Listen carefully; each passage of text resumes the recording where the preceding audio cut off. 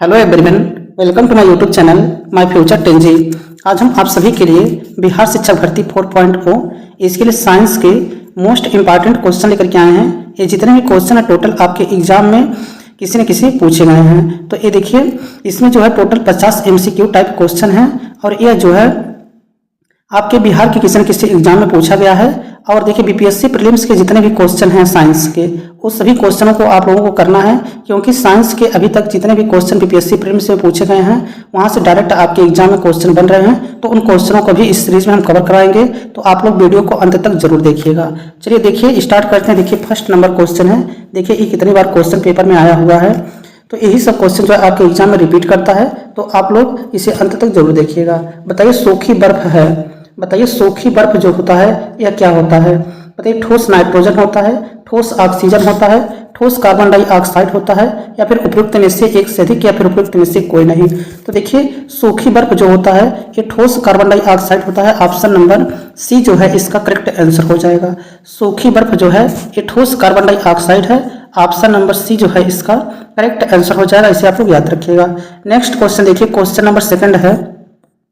100% ethanol को कहा जाता है। बताइए, 100% इथेनॉल को क्या कहा जाता है? बताइए, पूर्ण शराब कहा जाता है, जहरीला शराब कहा जाता है, इथेनोइक एसिड कहा जाता है, या फिर उपयुक्त में से कोई नहीं। तो देखिए, 100% इथेनॉल जो होता है, शुद्ध इथेनॉल होता है जो, इसे पूर्ण शराब कहते हैं। ऑप्शन नंबर ए जो है इसका करेक्ट आंसर हो जाएगा।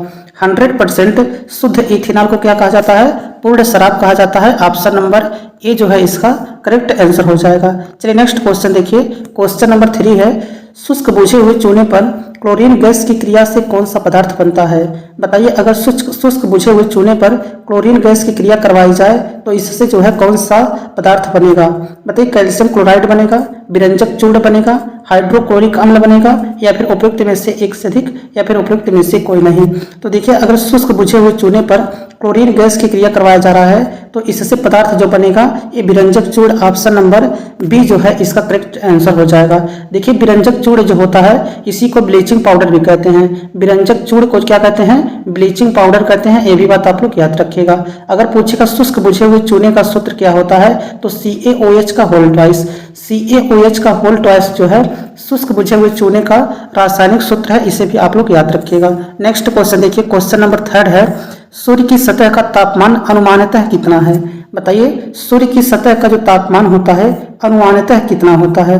बताइए, 6000 डिग्री सेल्सियस होता है, 12000 डिग्री सेल्सियस होता है, 18000 डिग्री सेल्सियस होता है, या फिर 24000 डिग्री सेल्सियस होता है? तो देखिए, सूर्य का जो तापमान होता है ये 6000 डिग्री सेल्सियस होता है। ऑप्शन नंबर ए जो है इसका करेक्ट आंसर हो जाएगा। सूर्य की सतह का तापमान जो होता है ये 6000 डिग्री सेल्सियस होता है। ये बात आप लोग याद रखिएगा। देखिए, केंद्र का तापमान अगर पूछेगा तो 15 मिलियन डिग्री सेल्सियस होता है। कितना होता है? 15 मिलियन डिग्री सेल्सियस होता है। ऐसे भी आप लोग याद रखिएगा। चलिए नेक्स्ट क्वेश्चन पे चलते हैं। क्वेश्चन नंबर देखिए, क्वेश्चन नंबर 5 है। टेलीस्कोप की खोज किस वैज्ञानिक ने की थी?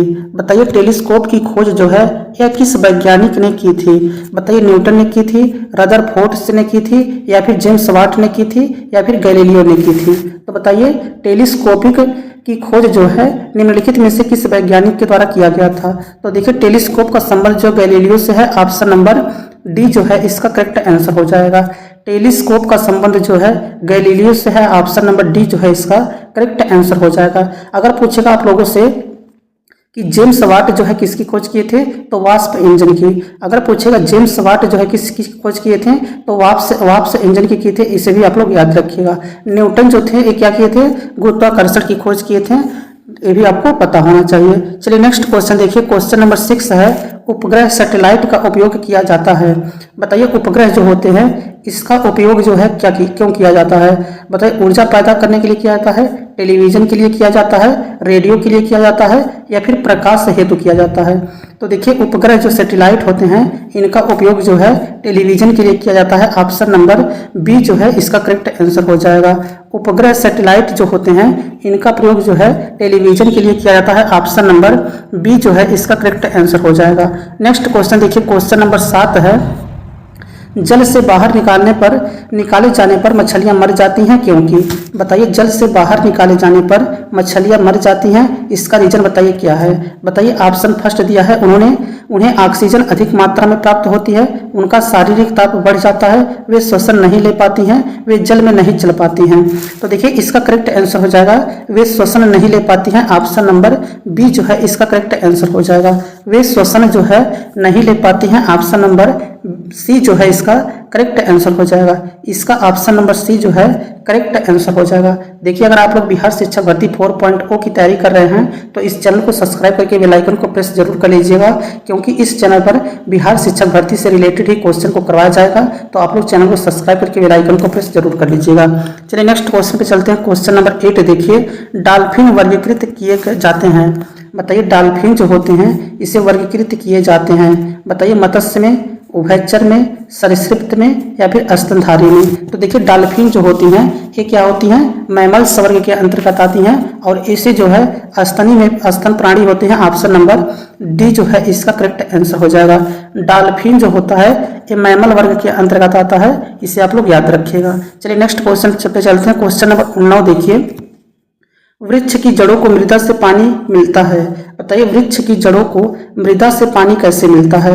बताइए आर्द्रता जल के द्वारा मिलता है, बांध जल के द्वारा मिलता है, कोशिका जल के द्वारा मिलता है या फिर उपयुक्त में से एक से अधिक या फिर उपयुक्त में से कोई नहीं। तो देखिए कोशिका जल नहीं होता है, केशिका तो होता है, केशिका जल होता है। ऑप्शन नंबर जो है इसका सी करेक्ट आंसर हो जाएगा, केशिका हो जाएगा। ऑप्शन नंबर सी इसका केशिका जल, इसे थोड़ा आप लोग देख लीजिएगा। चलिए नेक्स्ट क्वेश्चन पे चलते हैं। क्वेश्चन नंबर 10 देखिए, क्वेश्चन नंबर 10 है, भारी पानी हैवी वाटर होता है।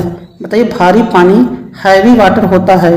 बताइए नल का पानी होता है, ड्यूटेरियम ऑक्साइड होता है, झील का पानी होता है या फिर नदी का पानी होता है। तो देखिए भारी पानी जिसे हैवी पानी कहते हैं, D2O जो होता है ये ड्यूटेरियम ऑक्साइड होता है। ऑप्शन नंबर सी जो है इसका करेक्ट आंसर हो जाएगा। भारी जल का फार्मूला क्या होता है, D2O होता है, इसे आप लोग याद रखिएगा। देखिए भारी जल का मुख्य उपयोग जो है ये नाभिकीय संयंत्रों में किया जाता है, मंदक के रूप में इसको प्रयोग करते हैं, ये भी आप लोगों के एग्जाम में पूछा जाता है। नेक्स्ट क्वेश्चन नंबर 11 देखिए, हाइड्रोजन बम के सिद्धांत पर आधारित है। बताइए हाइड्रोजन बम जो है यह किसके सिद्धांत पर आधारित है। बताइए प्राकृतिक रेडियोधार्मिकता के सिद्धांत पर आधारित है, कृत्रिम रेडियोधार्मिकता के सिद्धांत पर आधारित है, नाभिकीय विखंडन पर आधारित है या फिर नाभिकीय संलयन पर आधारित है। तो देखिए हाइड्रोजन बम जो होता है ये नाभिकीय विखंडन के सिद्धांत पर आधारित है। ऑप्शन नंबर नाभिकीय संलयन है या फिर नाभिकीय विखंडन। बताइए हाइड्रोजन बम जो है ये किसके सिद्धांत पर आधारित है। तो देखिए ये नाभिकीय संलयन के सिद्धांत पर आधारित है। बताइए आप लोग बताइए हाइड्रोजन बम जो है किसके सिद्धांत पर आधारित है।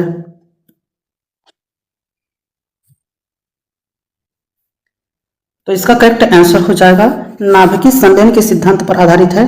ऑप्शन नंबर डी जो है इसका करेक्ट आंसर हो जाएगा। हाइड्रोजन बम जो है ये नाभिकीय संलयन के सिद्धांत पर आधारित है। ऑप्शन नंबर डी जो है इसका करेक्ट आंसर हो जाएगा।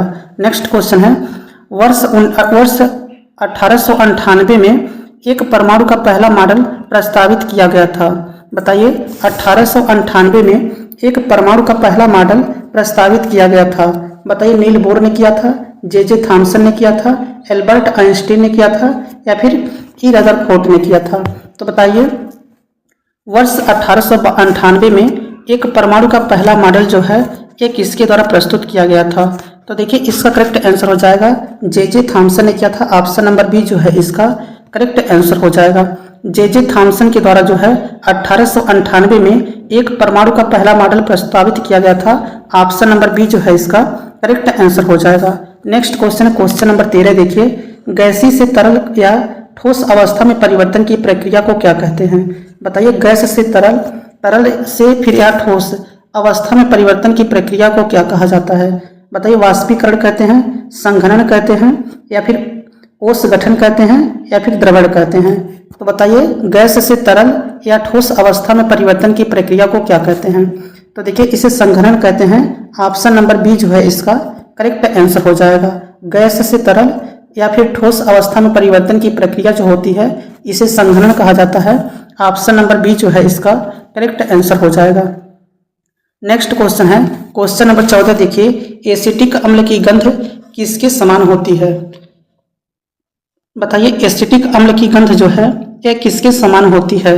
बताइए, सिरका के समान होता है, टमाटर के समान होता है, मिट्टी का तेल के समान होता है, उपयुक्त में से एक से अधिक या फिर उपयुक्त में से कोई नहीं। तो बताइए, एसिटिक अम्ल की गंध जो है यह किसके समान होती है? तो देखिए, सिरका के समान होता है। ऑप्शन नंबर ए जो है इसका करेक्ट आंसर हो जाएगा। एसिटिक अम्ल की गंध जो है यह किसके समान होती है? तो ये सिरका के समान होता है। ऑप्शन नंबर फर्स्ट जो है इसका करेक्ट आंसर हो जाएगा। क्वेश्चन नंबर 15 देखिए।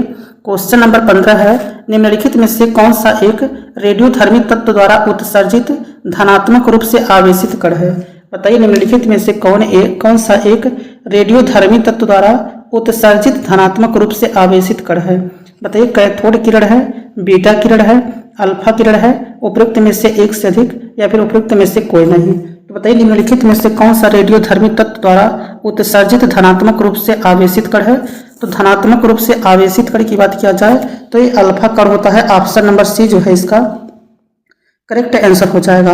ऑप्शन नंबर सी अल्फा कण जो है इसका करेक्ट आंसर हो जाएगा। क्वेश्चन नंबर 16 देखिए, निम्नलिखित में से कौन सा स्तनपायी नहीं है? बताइए, निम्नलिखित में से कौन सा स्तनपायी नहीं है?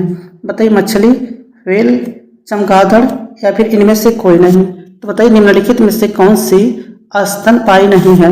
बताइए, मछली है, व्हेल है, चमगादड़ है या फिर इनमें से कोई नहीं। तो देखिए, मछली जो होती है ये स्तनपायी नहीं होती है। ऑप्शन नंबर फर्स्ट जो है इसका करेक्ट आंसर हो जाएगा। जबकि व्हेल, चमगादड़ ये सब क्या होती हैं?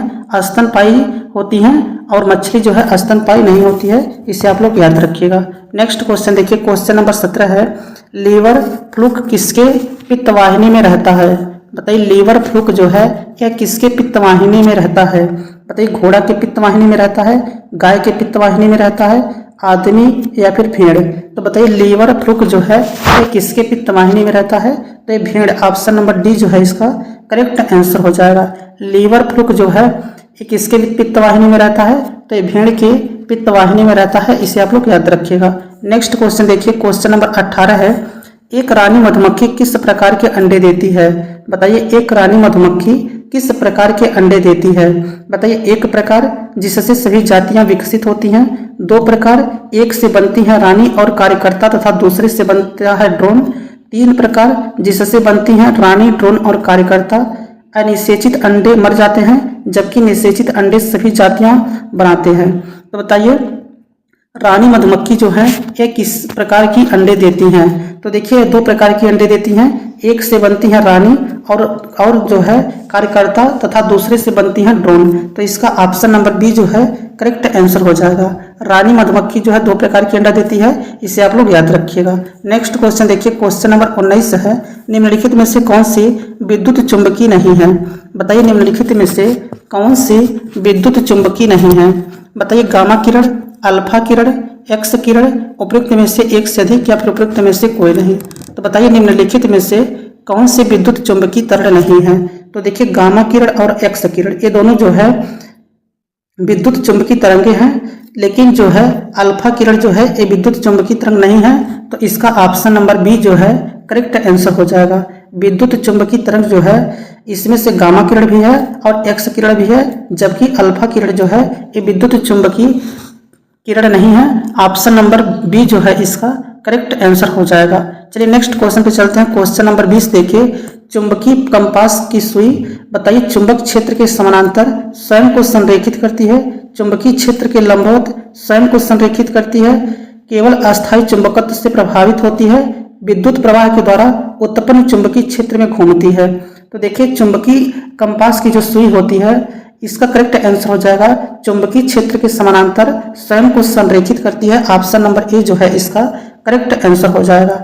चुंबकीय क्षेत्र के समानांतर स्वयं को संरेखित करती है। ऑप्शन नंबर ए जो है इसका करेक्ट आंसर हो जाएगा। नेक्स्ट क्वेश्चन है, पंखे की रफ्तार किस पर निर्भर करता है? बताइए, पंखे की रफ्तार जो है यह किस पर निर्भर करता है? बताइए, वोल्टेज पर निर्भर करता है, धातु पर निर्भर करता है, पंखे में एल्यूमिनियम पर निर्भर करता है या फिर पंखे में लोहा पर निर्भर करता है? तो देखिए, पंखे की जो रफ्तार होता है ये वोल्टेज पर निर्भर करता है। ऑप्शन नंबर ए जो है इसका करेक्ट आंसर हो जाएगा। पंखे की रफ्तार जो है यह वोल्टेज पर निर्भर करता है। ऑप्शन नंबर फर्स्ट जो है इसका करेक्ट आंसर हो जाएगा। चलिए क्वेश्चन नंबर 22 देखिए।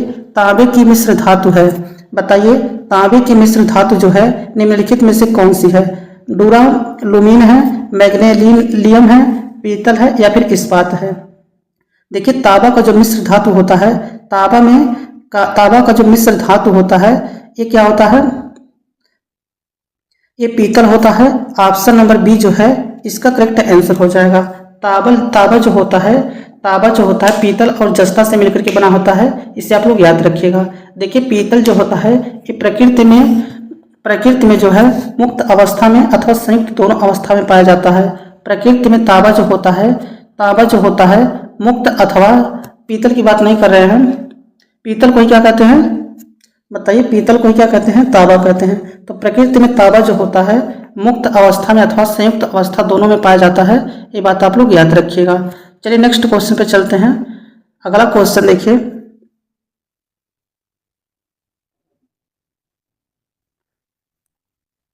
देखिए, अगला क्वेश्चन है, क्वेश्चन नंबर 23 है, जर्मन सिल्वर में सम्मिलित है। बताइए जर्मन सिल्वर में जो है क्या सम्मिलित होता है? बताइए कॉपर और जिंक होता है, कॉपर जिंक और निकिल होता है, कॉपर और लोहा जिंक होता है, कॉपर टिन और लेड होता है। तो बताइए जर्मन सिल्वर में निम्नलिखित में से क्या होता है? तो देखिए जर्मन सिल्वर जो होता है इसमें कॉपर पाया जाता है, जस्ता पाया जाता है और निकिल पाया जाता है। जर्मन सिल्वर में कॉपर, जस्ता और निकिल पाया जाता है। ऑप्शन नंबर सी जो है इसका करेक्ट आंसर हो जाएगा। देखिए इसका जो है ऑप्शन ऊपर नीचे है, तो आप लोग जो है कॉपर, जिंक और निकिल जो है ऑप्शन नंबर सी करिएगा। ये सी जो है ऊपर है, इसमें कंफ्यूज मत होइएगा। कॉपर, जिंक और निकिल जो है जर्मन सिल्वर में पाया जाता है। ऑप्शन नंबर सी जो है इसका करेक्ट आंसर हो जाएगा। देखिए इसमें चांदी नहीं होती है, जर्मन सिल्वर में जो है चांदी नहीं होती है, ये बात आप लोग याद रखिएगा। यहाँ से डायरेक्ट पूछ लेता है कि जर्मन सिल्वर में जो है कितना % चांदी पाया जाता है, तो इसमें जो है चांदी नहीं पाया जाता है। और कॉपर जो होता है 60% होता है, जिंक जो होता है 20% होता है और निकिल जो होता है 20% होता है। इससे आप लोग याद रखिएगा। नेक्स्ट क्वेश्चन देखिए, क्वेश्चन नंबर 24 है, दूध उदाहरण है एक। बताइए जो है दूध जो होता है यह किसका उदाहरण है? बताइए विलयन का उदाहरण है, इमल्सन का उदाहरण है, कोलाइड विलयन का उदाहरण है या फिर वायु विलय का उदाहरण है? तो देखिए दूध जो होता है ये इमल्सन का उदाहरण होता है। ऑप्शन नंबर सी जो है इसका करेक्ट आंसर हो जाएगा। ऑप्शन ऊपर नीचे है, इससे आप लोग कंफ्यूज मत होइएगा। दूध का जो उदाहरण होता है इमल्सन होता है, इससे आप लोग याद रखिएगा। दूध एक पायस है, पायस को क्या कहते हैं? इमल्सन कहते हैं। क्या है?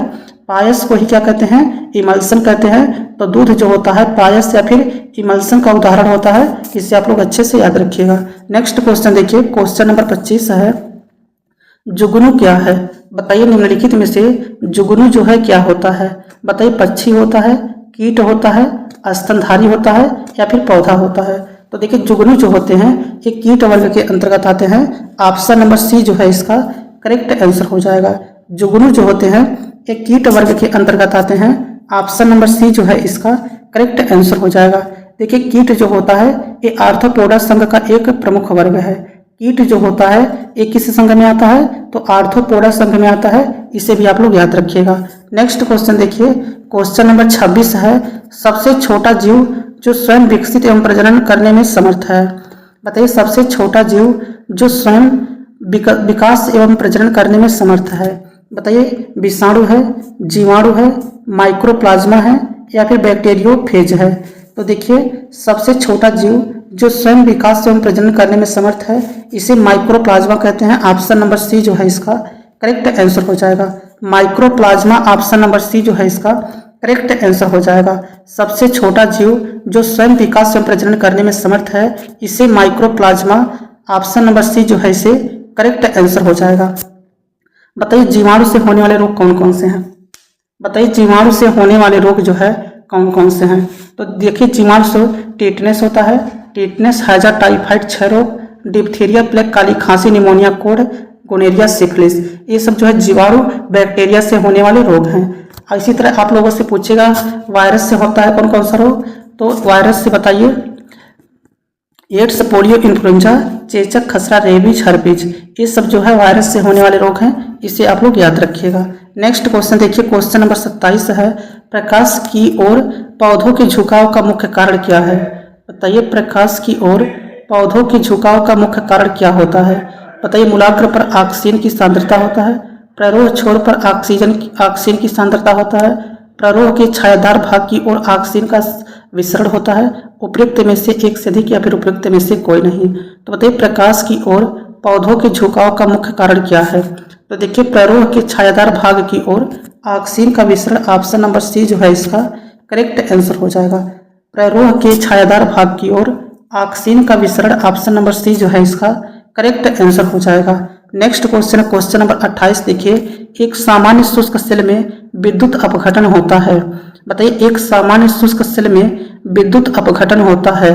बताइए जस्ता, सल्फ्यूरिक अम्ल, अमोनियम क्लोराइड, मैग्नीशियम डाइऑक्साइड। तो बताइए एक सामान्य शुष्क सेल में विद्युत अपघटन होता है तो अमोनियम क्लोराइड इसका ऑप्शन नंबर सी जो है करेक्ट आंसर हो जाएगा।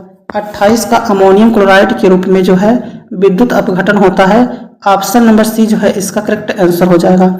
देखिए शुष्क सेल जो होता है ये विद्युत रासायनिक सेल है। शुष्क सेल जो होता है ये विद्युत रासायनिक सेल है, इसे भी आप लोग याद रखिएगा। नेक्स्ट क्वेश्चन है क्वेश्चन नंबर 29। देखिए निम्नलिखित में से किस प्रकार का लेजर प्रिंटर में प्रयोग होता है? बताइए निम्नलिखित में से किस प्रकार का लेजर प्रिंटर में प्रयोग होता है? बताइए एक जाइमर लेजर, अर्धचालक लेजर, डाई लेजर या फिर गैस लेजर। तो बताइए लेजर प्रिंटर में किस प्रकार का लेजर प्रयोग होता है? तो देखिए लेजर प्रिंटर में जो होता है अर्धचालक लेजर का प्रयोग किया जाता है, ऑप्शन नंबर सी जो है इसका करेक्ट आंसर हो जाएगा। ऑप्शन इसका ऊपर नीचे है, इसे आप लोग ध्यान दीजिएगा। लेजर प्रिंटर में जो है अर्धचालक लेजर का प्रयोग करते हैं, ऑप्शन नंबर सी जो है इसका करेक्ट आंसर हो जाएगा। नेक्स्ट क्वेश्चन है विद्युत परिपथ में फ्यूज तार का प्रयोग किया जाता है। बताइए विद्युत परिपथ में फ्यूज तार का प्रयोग किया जाता है। बताइए परिचालन में विद्युत ह्रास को कम करने के लिए, वोल्टेज स्तर को स्थिर रखने के लिए, विद्युत तार को गर्म होने से बचाने के लिए, अत्यधिक उच्च विद्युत को परिपथ से गुजारने से रोकने के लिए। तो देखिए अत्यधिक उच्च विद्युत को परिपथ से गुजारने से रोकने के लिए जो है फ्यूज में विद्युत परिपथ में फ्यूज तार का प्रयोग करते हैं, ऑप्शन नंबर डी जो है इसका करेक्ट आंसर हो जाएगा। अत्यधिक उच्च विद्युत को परिपथ से गुजारने से रोकने के लिए जो है अत्यधिक उच्च विद्युत को परिपथ से गुजारने के लिए जो है विद्युत परिपथ में फ्यूज तार का प्रयोग किया जाता है, ऑप्शन नंबर डी जो है इसका करेक्ट आंसर हो जाएगा। क्वेश्चन नंबर 31 है बायोगैस का निम्न में से कौन सा अवयव प्रमुख है? बताइए बायोगैस का निम्न में से कौन सा अवयव प्रमुख है? बताइए बायोगैस में जो है कौन सा मुख्य घटक पाया जाता है? बताइए मीथेन पाया जाता है, प्रोपेन पाया जाता है, ब्यूटेन पाया जाता है या फिर एथेन पाया जाता है। तो बताइए इसका करेक्ट आंसर जो है क्या हो जाएगा? बताइए बायोगैस का मुख्य घटक क्या होता है? तो देखिए बायोगैस का मुख्य घटक जो होता है मीथेन होता है, ऑप्शन नंबर ए जो है इसका करेक्ट आंसर हो जाएगा। बायोगैस का मुख्य घटक जो होता है मीथेन होता है और बायोगैस का उत्पादन जो है जैव रासायनिक प्रक्रिया द्वारा होती है, ये भी बात आप लोग याद रखिएगा।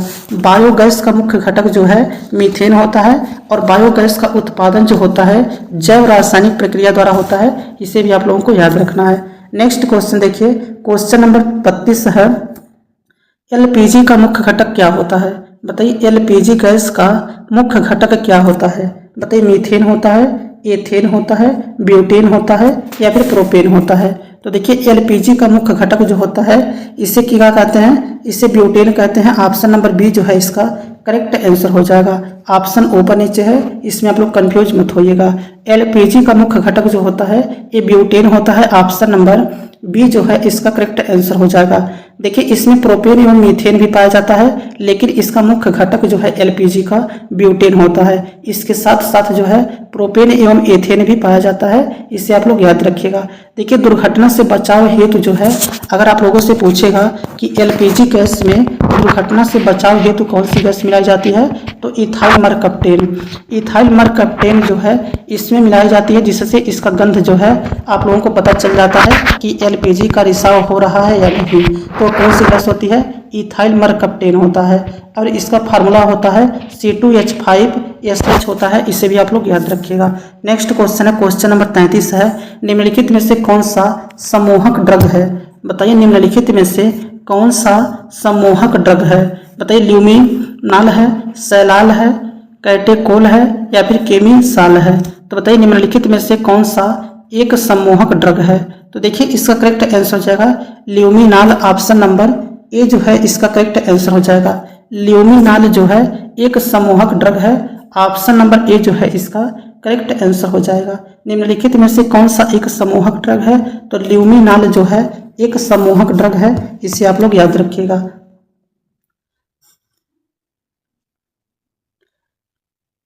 चलिए नेक्स्ट क्वेश्चन पे चलते हैं। अगला क्वेश्चन देखिए, अगला क्वेश्चन है क्वेश्चन नंबर 34 है, कोशिका के किस भाग में ग्लाइकोलिसिस की क्रिया होती है? बताइए कोशिका के किस भाग में ग्लाइकोलिसिस की क्रिया होती है? बताइए कोशिका द्रव्य में होता है, नाभिक में होता है, माइटोकॉन्ड्रिया में होता है या फिर क्लोरोप्लास्ट में होता है? बताइए कोशिका के किस भाग में ग्लाइकोलिसिस की क्रिया होती है? तो ये कोशिका द्रव्य है। ऑप्शन नंबर ए जो है इसका करेक्ट आंसर हो जाएगा।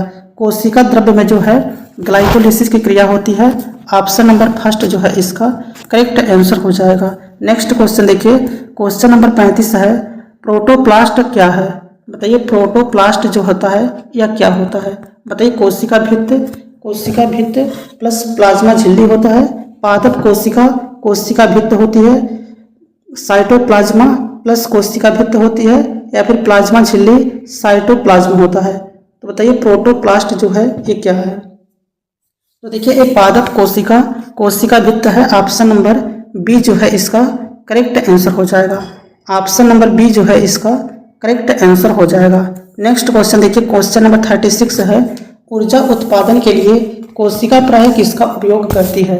बताइए ऊर्जा का उत्पादन के लिए कोशिका प्रायः किसका उपयोग करती है? बताइए अमीनो अम्ल का उपयोग करती है, ग्लूकोज का उपयोग करती है, वसा अम्ल का प्रयोग करती है, उपयुक्त में से एक से अधिक या फिर उपयुक्त में से कोई नहीं? तो बताइए ऊर्जा उत्पादन के लिए कोशिका प्रायः किसका उपयोग करती है? तो देखिए इसका करेक्ट आंसर हो जाएगा ग्लूकोज का उपयोग करती है। ऑप्शन नंबर बी जो है इसका करेक्ट आंसर हो जाएगा। ऊर्जा उत्पादन के लिए जो है कोशिका प्रायः किसका उपयोग करती है? तो ऊर्जा उत्पादन के लिए जो है कोशिका प्रायः ग्लूकोज का उपयोग करती है। ऑप्शन नंबर बी जो है इसका करेक्ट आंसर हो जाएगा। अगर आप लोगों से ग्लूकोज का फार्मूला पूछेगा तो याद रखिएगा C6H12O6 होता है, इसे भी आप लोग अच्छे से याद रखिएगा। नेक्स्ट क्वेश्चन देखिए, क्वेश्चन नंबर 37 है, इंद्रधनुष किस घटना के कारण बनता है? बताइए इंद्रधनुष जो होता है यह किस घटना के कारण बनता है? बताइए विवर्तन के कारण बनता है, वर्ण विक्षेपण के कारण बनता है, प्रवर्तन के कारण बनता है या फिर व्यतिकरण के द्वारा बनता है? तो बताइए इंद्रधनुष जो होता है यह किस घटना के कारण बनता है? तो देखिए इसका करेक्ट आंसर हो जाएगा वर्ण विक्षेपण। ऑप्शन नंबर बी जो है इसका करेक्ट आंसर हो जाएगा।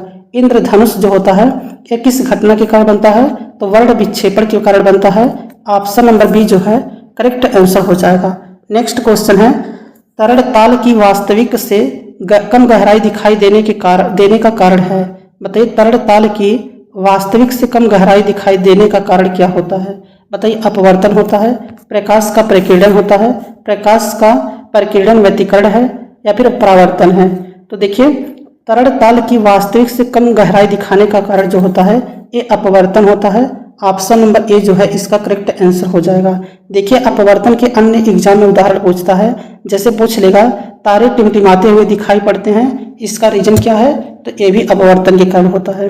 तारों का टिमटिमाता हुआ दिखाई देना क्या कारण है? तो ये भी अपवर्तन के कारण होता है। सूर्योदय से पहले एवं सूर्यास्त के बाद भी सूर्य जो है लाल दिखाई देता है, इसका रीजन क्या है? तो ये भी अपवर्तन के कारण होता है। सूर्योदय से पहले और सूर्यास्त के बाद जो है सूर्य जो है लाल दिखाई देता है, इसका भी क्या कारण होता है? अपवर्तन होता है। इसे भी आप लोग याद रखिएगा। क्वेश्चन नंबर 39 है, सरल सूक्ष्मदर्शी में निम्न में से होता है? बताइए सरल सूक्ष्मदर्शी में निम्न में से होता है? बताइए कम फोकस दूरी का उत्तल लेंस होता है, अधिक फोकस दूरी का उत्तल लेंस होता है, कम फोकस दूरी का अवतल लेंस होता है या फिर अधिक फोकस दूरी का अवतल लेंस होता है? तो देखिए सरल सूक्ष्मदर्शी होता है इसमें उत्तल लेंस का प्रयोग होता है और यह कम फोकस दूरी का उत्तल लेंस होता है। ऑप्शन नंबर ए जो है इसका करेक्ट आंसर हो जाएगा। सरल सूक्ष्मदर्शी में निम्न में से होता है तो कम फोकस दूरी का उत्तल लेंस होता है। ऑप्शन नंबर ए जो है इसका करेक्ट आंसर हो जाएगा। चलिए नेक्स्ट क्वेश्चन देखिए, अगला क्वेश्चन नंबर 40 है, यदि हम कपूर को खुले बर्तन में रखें तो उसकी मात्रा बराबर घटती रहती है, इस घटना का नाम क्या है? बताइए यदि हम कपूर को खुले बर्तन में रखें तो उसकी मात्रा जो है बराबर घटती रहती है। इसका जो है इस घटना का नाम क्या है? बताइए उत्सादन है, अवक्षेपण है, संघनीकरण है, उपरोक्त में से एक से अधिक या फिर उपरोक्त में से कोई नहीं। तो देखिए इसे उत्सादन कहते हैं। ऑप्शन नंबर ए जो है इसका करेक्ट आंसर हो जाएगा। इसके और उदाहरण जो है जैसे कपूर के साथ अतिरिक्त जो है जैसे नेपथलीन की बात करें, अमोनियम क्लोराइड की बात करें, बेंजोइक अम्ल की बात करें, ये सब जो है इसके अन्य उदाहरण हैं। इसे भी आप लोग याद रखिएगा। नेक्स्ट क्वेश्चन देखिए, क्वेश्चन नंबर 41 है, निम्नलिखित में से कौन सा यौगिक नहीं है? बताइए निम्नलिखित में से कौन सा यौगिक नहीं है? बताइए सोडियम क्लोराइड, चाक, अमोनिया या फिर दूध। तो देखिए दूध जो होता है यौगिक नहीं होता है। ऑप्शन नंबर डी जो है इसका करेक्ट आंसर हो जाएगा। जबकि सोडियम क्लोराइड, चाक और अमोनियम ये सब क्या है? यौगिक हैं, जबकि दूध जो होता है ये यौगिक नहीं होता है। नेक्स्ट क्वेश्चन देखिए, क्वेश्चन नंबर 42 है, गैल्वेनाइजेशन होता है। बताइए गैल्वेनाइजेशन होता है, लोहे पर एल्यूमिनियम का निक्षेप होता है, लोहे पर तांबे का निक्षेप होता है, लोहे पर टीन का निक्षेप होता है या फिर लोहे पर जस्ते का निक्षेप होता है। तो देखिए गैल्वेनाइजेशन जो होता है ये लोहे पर जस्ते का अगर हम परत चढ़ा देते हैं तो इसे गैल्वेनाइजेशन कहते हैं। और लोहे पर जस्ते का निक्षेप जो है इसका ऑप्शन नंबर डी जो है करेक्ट आंसर हो जाएगा। लोहे पर जस्ते का निक्षेप जो है ऑप्शन नंबर डी जो है इसका करेक्ट आंसर हो जाएगा।